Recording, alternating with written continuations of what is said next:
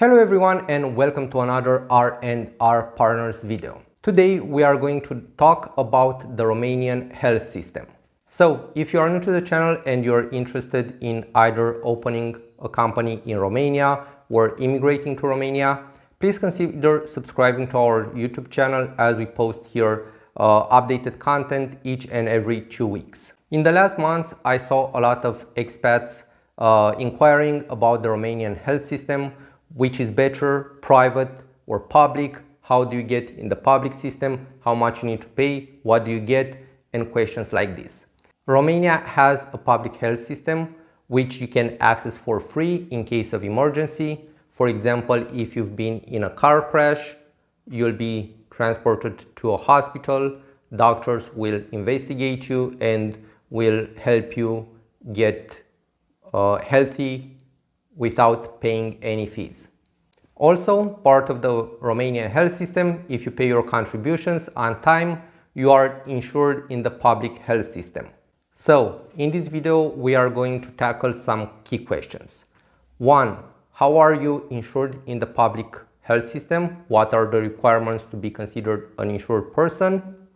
Second, what are the contributions that you are paying to this health system?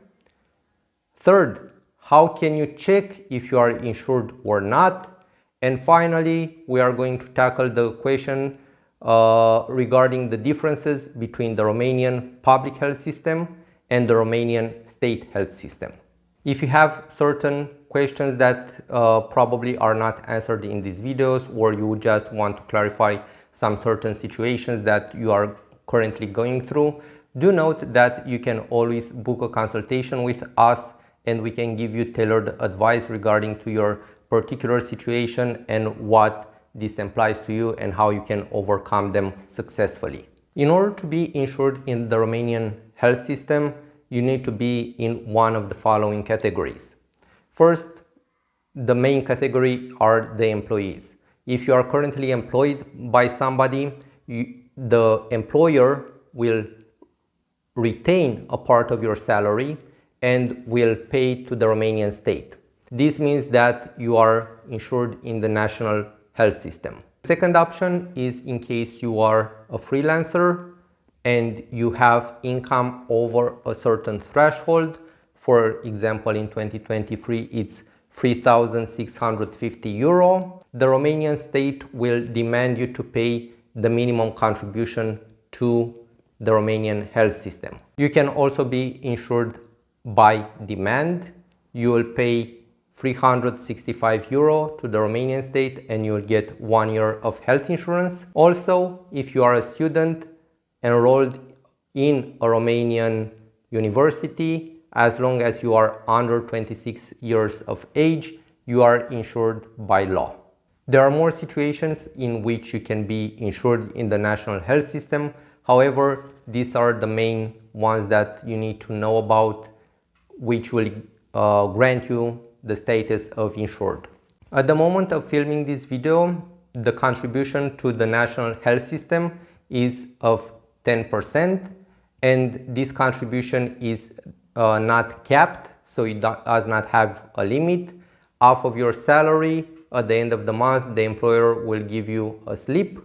On that slip, it will be written how much you paid to the Romanian health system. As a freelancer or a person who obtains income via dividends, there are certain thresholds that you must surpass in order to contribute to the Romanian health system. At the moment, there are 3 thresholds. One is at 3,650 euro. The second one is at 7,400 euro. And the third one is at 14,400 euro. Once you surpass one of these thresholds, you are going to pay 10% of the threshold. Do note that at the moment the Romanian state is considering dismissing the threshold variant and going to a full 10% even for freelancers. However, there is no decision taken at the moment and we are waiting for this to be decided on. If you found this content useful up to this moment, please consider giving this video a like down below, as it helps out the channel. And also you will be helping other expats who are searching for answers to their particular problems with regarding to the Romanian health system. So until now we discussed about how you can get in the system, what are the contributions. So the third point would be to search if you are insured or not. Given that most of our audience are expats, it's best to go and search if you are insured or not, because the Romanian Immigration Office does not always correspond with the Romanian Health Authority and the National Tax Administration, so sometimes your CMP number is not in the system. Please note that you need a CMP number in order to be insured. The CMP number is the National Person Identification Number. So once you have that number, it needs to be registered with the public authorities, because that is how they know who you are and what taxes you pay, for whom you are paying, and everything is linked to that number. But the number needs to be in their system. Based on your CMP number, you can just Google SIUI CNAS, so it's SIUI space CNAS. That is an online platform that is developed by the National Health Authority, and once you access that website, you'll have to fill out your CMP number and just press a button. It will check your status live, and you'll see if you are insured in the national health system or not.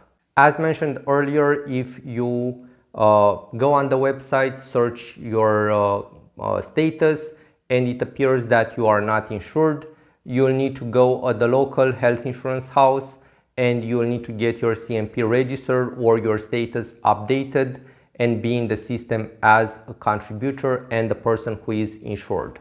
As a final and from my perspective a personal note, I'm going to answer the question if it's better to have a private subscription alongside the national subscription. Be aware that as an expat, it is mandatory for you to enroll and pay the contribution to the health system, even if you are not using it.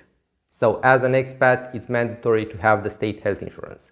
Getting back to the private health system, it works technically like the national health system. So basically you'll have two insurances at the same time, but the subscription to the private clinics, it's just a subscription. You will not get anything out of it.